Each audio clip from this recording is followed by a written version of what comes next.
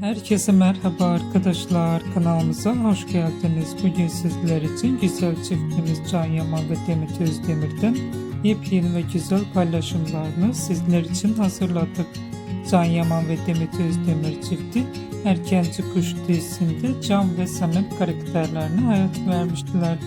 Onlar bu dizide sevgili olmuştular ve biz de sizler için onların en güzel ve en özel fotolarını hazırladık. Bu videoların devamlı gelmesini istiyorsanız kanalımıza abone olup ve videolarımızı sonuna kadar izlemeyi unutmayın. Herkese teşekkür ederiz.